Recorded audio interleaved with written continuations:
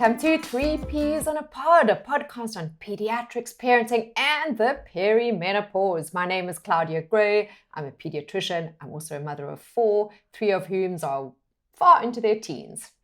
And I am Christy Herselman, founder of The Chat and parent to three amazing teenagers. Welcome back to 3Ps in a Pod. I am very excited about today, Claudia, and we're going to talk about something that is very much part of what I am passionate about, and that is screen time. And specifically, we're going to be talking about something that's become something of a buzzword, and that is something called opportunity cost. So I'm very excited about this. And actually, the first time you and I met, we discussed this because I had heard something and I wanted to get an expert opinion on it. And it was this. A doctor had said to me that he was seeing more and more parents handing their children a screen when they went on a doctor's visit, and that their child would walk into the doctor's room with a phone in their hand, disconnected from the world and focused on that screen. And do you want to share what you said to me in that moment? I totally agree. I would say the vast majority of the younger kids I see are exposed to a screen during a consultation. So as soon as a child starts getting a little bit niggly or a little bit difficult, pop, out comes the screen and they are entertained. And then they're in their own zone for the rest of the consultation. Wow. And why do you think parents are doing this? Well, I think, Christy, it's easy. It's an easy tool to calm the child down, to distract them, to take them away from the reality of what's really going on. And you know, a hallmark of this generation of parents that I belong to is we want to mitigate our children from pain and frustration. So do you think that also plays into it? We think, oh my gosh, my child's anxious right now, they're bored right now, they're throwing a tantrum, let me do something to make this situation maybe easier for me and mitigate some painful emotions in the child. Yeah, I absolutely agree. And we'll be talking about the pros and cons of that during this talk. But life ain't always easy, Christy. And sometimes we have to face difficult situations. And are we taking our children away from that? So screen time has really become a buzzword. Some parents are very conscious about it and verbalize it. Some are on a less conscious level, but they're kind of a little bit annoyed by the fact that their children are on screens so much. And what we're going to talk about today is really what we call the opportunity cost. We're an active nation, Christy. We've got beautiful weather. We've got large patches of grass. I mean, surely this isn't really a problem in South Africa, or is it? Yeah.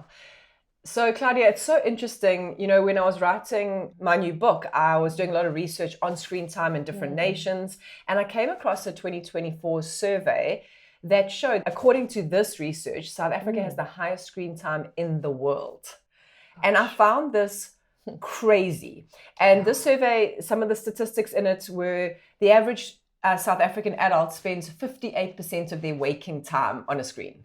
So more than half of us as adults, more than half of our time is on a screen, 32% of that on a phone, and 22% of our time on social media. So it's not just work, it's also social media. And I found that once I was aware of this, everywhere I went, I noticed it.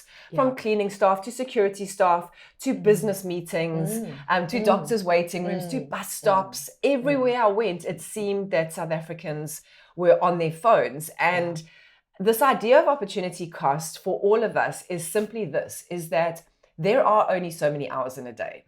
24, that's all we get. And every minute we give to a screen is coming from somewhere else. Yeah, but Christy, you know, you could actually argue that screens are so much a part of our lives. They're part of our work. I mean, I'm on work email all the time. I hardly do social media. They're part of keeping us connected. They're part of keeping us informed. We've got information at our fingertips. So is this really such a problem? It is so good. And I think you've highlighted something important there is we can't demonize screens. Screens are part of our life. Our children are using them for school. We are using them for work. We are using them. You know, I have a child who's going to university in a different city. We video call. There are so many incredible uses. And so we will talk about that on other podcasts, is around the content that we're consuming. But regardless of the content that is on the screen, we pay a price. And this is what's called opportunity cost. To me, opportunity cost sounds like a very strong economic term. Yes. So tell us what it means socially and what exactly you do mean by lost opportunities and opportunity cost of screen time, because I think we can all learn from that, not just our children. Yeah. So actually, the best I've heard this explained was a university student said it like this. He had this light bulb moment where he looked at his screen time and realized he was spending 6 hours a day on his phone. Yeah. And by his own admission, it wasn't work. It was scrolling through maybe reels or videos or YouTube, lying on his bed. And then he did the maths and he thought, well, if I'm spending 6 hours a day on my screen, that means that I am spending a quarter of my day on my screen. And that means that if I'm at university for 4 years, I'm going to be spending 1 year on my screen. 1 year of my university experience, an experience that's not just about education, it's about socialization. A lot of people meet their future spouse at university, make lifelong friends at university, play sport. It is your first time out of the house with that independence. You grow in so many ways.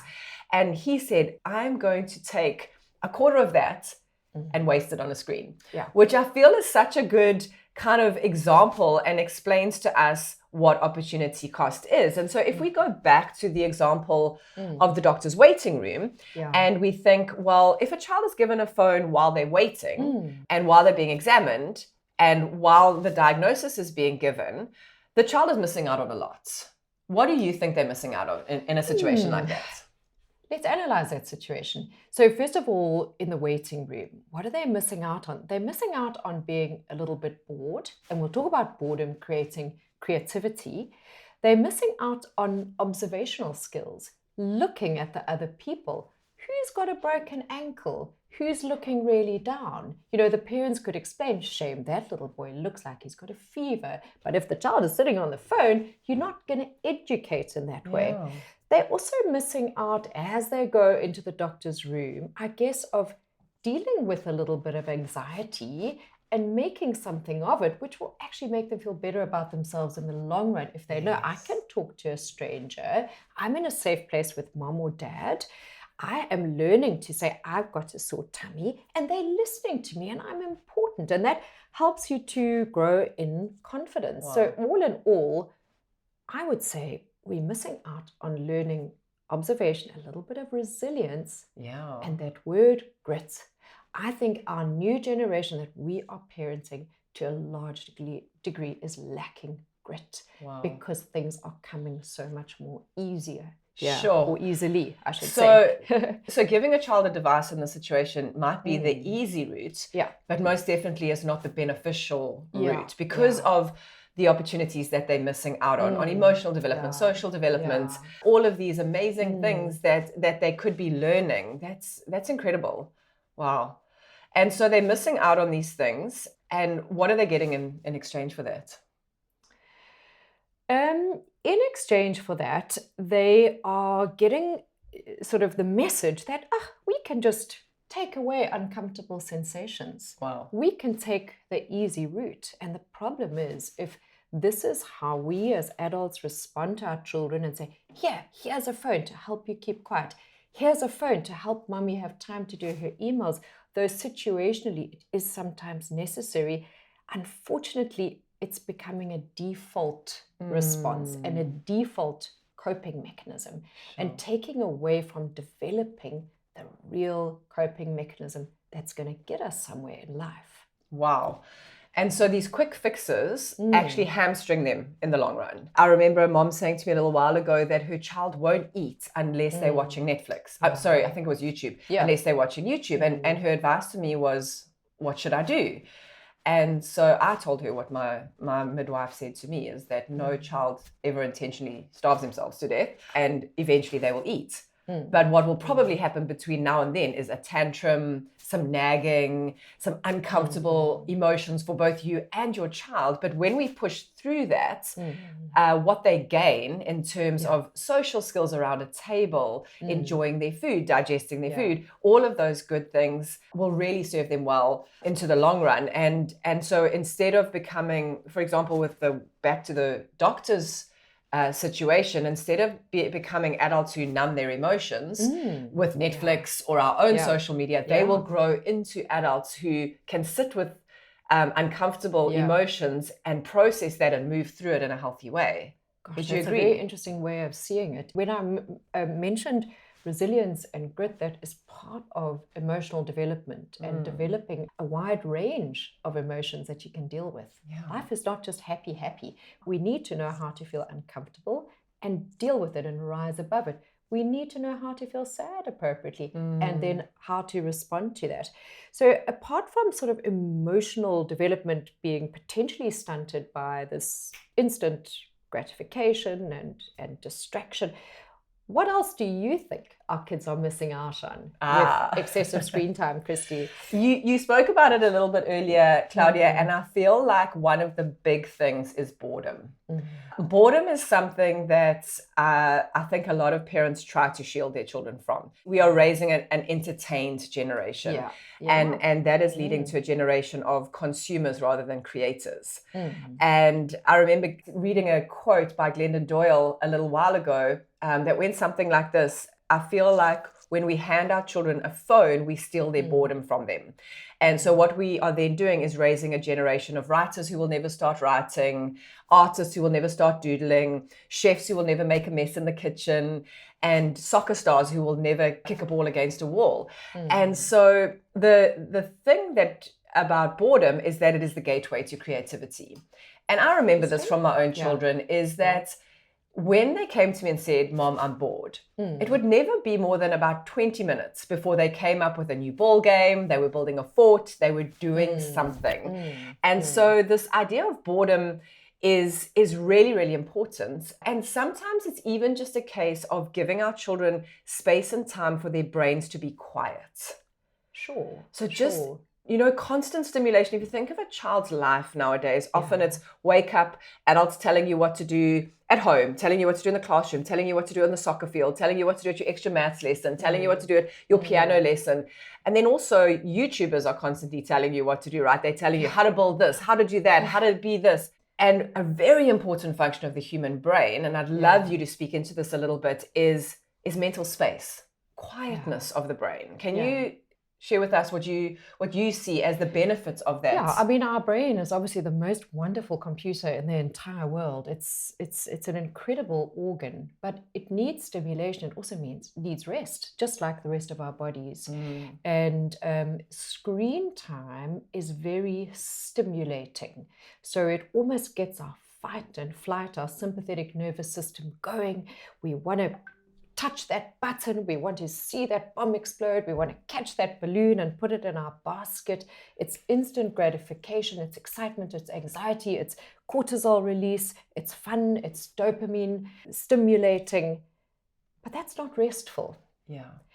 I hear my youngest one saying, oh no, Mom, I don't want to do my homework, I just want to rest. And resting for him means going on a screen. And I just want to say it's exactly the opposite, my boy. Yes. Your brain is not resting. The brain needs rest in order to lay down memories and become refreshed for your next chapter of learning or fun. So screen time takes away from that parasympathetic response, our rest and digest, and our brain rest, which is so important to allow a little bit more space for learning real things. Yes, we call it fake rest in our house, being on a screen. Because you never come off a couch having been on social media feeling rested. You feel You often feel drained because you then not only have you not rested, but you've also seen how wonderful everybody else's lives are, which holiday they're on, how their child's got the gold medal in this, and we feel awful. Yes. So it can also drain you from that perspective. So that's the brain drain, literally. We've talked about not developing resilience and grit to handle real life situations because we're kind of running away from it. What about connection and healthy attachments in the family, Christy? Do you have an opinion on that with screens? I actually have a very strong opinion on that because the studies that we're seeing, and Common Sense Media is one of the leading research organizations in the world, and a recent US study, and we kind of follow their lead a little bit, showed that the average teenager was spending 6 to 9 hours a day on a screen and 45 minutes a day with their family. So screens are taking away from family time. They really, really are. And so then the question is, who is raising our children? Oh. You know, they're often being raised by social media influencers or by other children. Babies are learning to talk later than ever before, research shows, because moms are so distracted by their phones, they're not talking to their babies. So babies are not hearing language.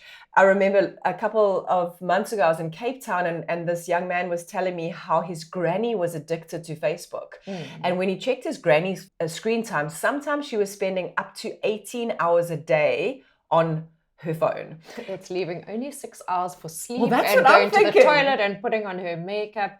And the sad thing is, this is probably the granny's connection into the world, Yes. but it's taking away from real connections. And aren't grannies so important in the family? You know, their interaction with their grandchildren, the wisdom of older people, so many things. And so there is, of course, healthy screen time and time where families connect around a screen, think family movie nights. But what we don't often see the family movie night with the bowls of popcorn and arguing over which movie to watch and fighting over the remotes and things like that. We often see families in their own bedrooms on their own devices, disconnected from one another. So it is quite a price to pay. It's a huge price to pay. It makes me very sad when we are sitting around our family table and after 5 minutes of conversation, suddenly the little phones are coming out and everybody's, I just say, phones away, guys. And of course, this is very hard for teenagers because it is so instant and so real and so inspiring and sensationalistic to get reel after reel after reel. And in one of our first talks, we said sincerity over sensationalism. These kids can't tell it apart. They can't tell apart that an influencer maybe has not studied and they're not really an expert in their field, but they've got a million followers, so they must be important. Children can't always tell that apart. So mentorship is falling away, isn't it? Our screen mentors are becoming more important than our real life mentors. Absolutely. What examples are we following? And another thing that actually worries me a little bit, Christy, is the impact on sleep. If people are watching too much screen time, especially late at night, and their sleep is influenced, the next day they feel groggy, they feel awful, they feel anxious, they feel acopic, and what do? They go back to the phone because that's the easiest way to deal with it. I once heard that in children, every hour of sleep that they are lacking means their behavior is a year younger. Wow.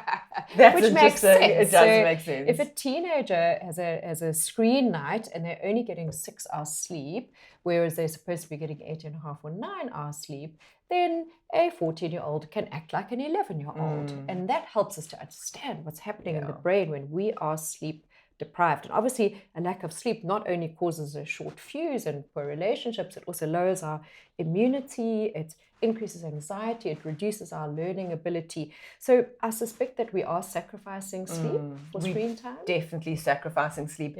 You know, the average amount even that adults sleep is decreasing. A study I saw recently said the average amount of time an adult sleep is now 6 hours.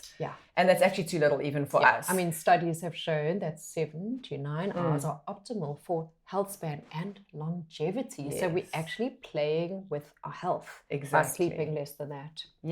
And children is between 8 and 10 or 11 hours, depending on their age. And so we're seeing children, specifically those children who have their devices in their bedrooms, and especially those who charge their devices in their bedroom, are getting less sleep, and the quality of their sleep is poor. And especially children who are allowed on their devices directly before they go to sleep. They kind of plug it in next to their bed and they go straight from that hyperstimulus to trying to sleep. And so what is happening is they're not getting the adequate release of melatonin in the brain. That is then leading to poor sleep. Can you explain the melatonin to us? So many of you may have heard of melatonin because it's actually used pharmacologically for people who are struggling to sleep. Melatonin is a natural hormone released in our brains and it regulates our sleep-wake cycle. So for example, if you've been on a flight to America and you're very jet-lagged, your melatonin is all over the show because it doesn't know if it's coming or going. And believe it or not, blue light, which is emitted by screens, suppresses your melatonin production. So if you're having excessive screen time or screen time just before bed, that blue light tells your melatonin, oh no, it's not time to be released now by your brain. your melatonin levels are lower, you struggle to fall asleep, and you struggle to have uninterrupted sleep. So there's actually a medical explanation for your sleep disruption by screen time. Not only the time that you're, on your screen that's eating into your sleep hours, but your body's ability to sleep right. Sure. Yeah. So, I mean, that's sleep. We've talked about so many things already: sleep, resilience, family relationships, instant gratification requirement. Are there any other opportunity costs that you see that are lost with excessive screen time, Christy? Yeah, there are quite a few, but two that I'd just like to mention that I think are important before we go on to what can we do about all of this. The first one is physical activity. And I think that is a pretty obvious one. Compare playing FIFA versus playing actual soccer outside, Minecraft versus real Lego. Sometimes we have these digital versions of physical activities that take us away from that. And we know that physical activity is really important. Muscle tone, pencil grip, fine motor skills, gross motor skills, all of those things are impacted. And then the last thing is, of course, schoolwork. So Jonathan Haidt in his book Anxious Generation documents the decline in academic performance that happened with the increase of screens and social media use by young people. And I think it's pretty obvious that if you have your physics homework over here and you have your TikTok accounts over here, your TikTok's going to win. Screens and social media and gaming is designed to addict us. And so the price our children are often paying is they're either rushing through their work or they are neglecting their work until very late at night. Lastminute.com. And then also going to sleep too late and therefore not able to concentrate in class. And so often their schoolwork pays a price. And of course, in that book, The Anxious Generation, the very title suggests that anxiety and depression, especially in our teens, have increased dramatically as screen access and screen time have increased. So, Christy, we've only got a few minutes left. What can we do about this as parents? So I'm just going to go through 3 quick things, Claudia, because there's so much we can do, and parents can feel overwhelmed that they have to change so much and do so much. But so I just want to give 3 quick tips. And the first tip is think about your defaults. When your child is playing up or your child is bored or you're in a waiting room, think about, is your default the healthy default? When do you hand your child a screen, and is there another option there? I see parents packing some little books, or I love it when I look around a restaurant and there's kids playing a game of cards at the tables. So think about what are your defaults. So not can I hand my child a screen right now? The question should be, should I? Should I hand my child a screen right now? And if I do, is it going to have a negative impact on them? Or is there something better we can do? Play I Spy in the doctor's waiting room, or talk them through the process of going in, allow them to ask questions. My daughter, when she's anxious and she's not a fan of the dentist, but if she's allowed to ask lots of questions, it grounds her, it helps her get through that process. So to a large degree, that first point means we have to create new habits. We have to think of other options. Creating new habits, of course, is known to take 60 days plus. That's flippin' hard work if it means, taking away that instant gratification. So it's going to take a lot of effort. What else can parents do? So yes, the second thing we can do is think about what is on your device. So a lot of parents will load games onto their own devices. They will allow their children to use their devices. I always say to parents, keep your phone as unfun as possible. So that it's not something that your child wants to even spend time on. And then also think about where to allow your children to use devices. We know we take screens around with us. iPads are used for school. But I would say try not to take those devices into restaurants, social settings. Encourage your children, if they do have phones, to, when they're out and about with friends, when they are doing social things, to only use them for kind of those functional things, to not be scrolling through social media when they're hanging with their friends. Things like no iPads at sleepovers or play dates. A lot of children are going to someone's home and never mind the content. That's a conversation for another day. But the children are connecting because they're both on their own devices. Also, a last thing is just no headphones in public. So thinking about the devices, what's on them, how we use them, to make sure that we create so much opportunity for connection to the real world. Okay, so your first two rules are, so to say, look out for other opportunities. Can I be offering something apart from screen time, which is going to create or require some effort on our parts as parents, unfortunately, Yes. but we've got to do it.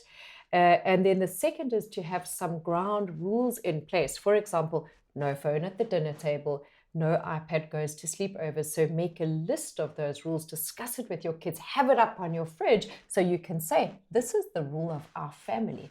Any other tips, Christy? Last tip would be, and this is maybe the toughest one for us, Claudia, is to lead by example. Oh, no.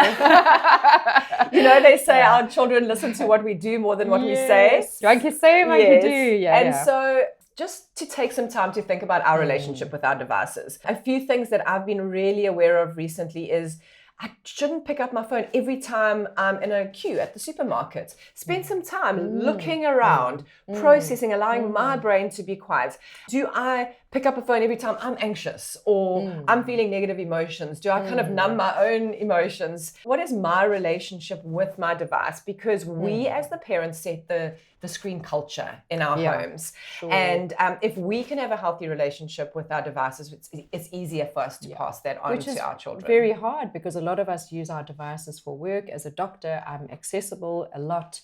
So it really is going to require quite a lot of self-control. I was thinking of a tiny little example. For example, when our youngest, when we take him to bed, he's full of questions. What is this? What does the engine of the Porsche look like? You know, his mind is so active.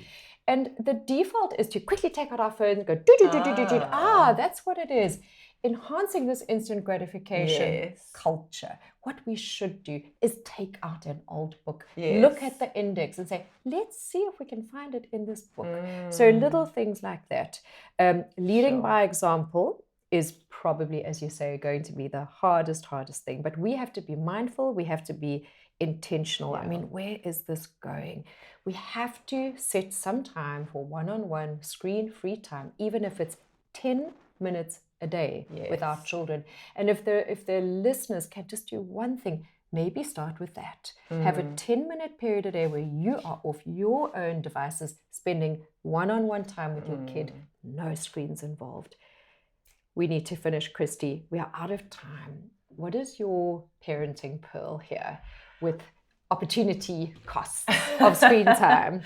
I think my pearl today, Claudia, would be have grace for yourself. This is a constant battle. Every screen is designed to addict us. And so it is going to be a battle for us to do that. There are going to be times that you are so frazzled, you just need to hand your child a phone so you can have a cup of tea and take a breath. And that's okay. That's okay. If the majority of the time you have some boundaries in place. Exactly. Yeah. So as we would with anything, and I think we've said this before, look at the big picture. Yeah. Have you got an overall healthy relationship? And are you trying to intentionally build that? Yeah. So this is not about a bunch of rules. This is about intentionality, engagement, and connection. So I think if as parents we can focus on those things, have good days, have bad days, and keep moving forward, I think we're doing a great job. Yeah, we see, with life, the 80-20 rule tends to work. 80% good, 20% luxury, and that may involve screen time. Because if we try the 100% naught rule, we're all going to just be frazzled and fall apart, and our children will probably rebel. Yes. So with that, please remember that these episodes, they are very, very deeply researched, but they're for educational purposes only. If you are concerned about yourself and your child, please see your healthcare professional. We have a great episode in store for you next time, and that's about difficult conversations. This time, mainly around sex and those birds and the bees.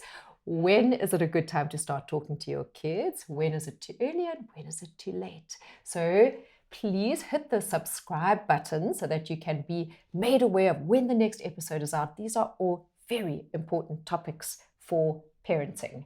And after that, we're going to focus on the moms and do some perimenopause for a while. So see you next time. Thanks, Claudia. It was wonderful. Thanks for joining us, and we will see you in 2 weeks' time.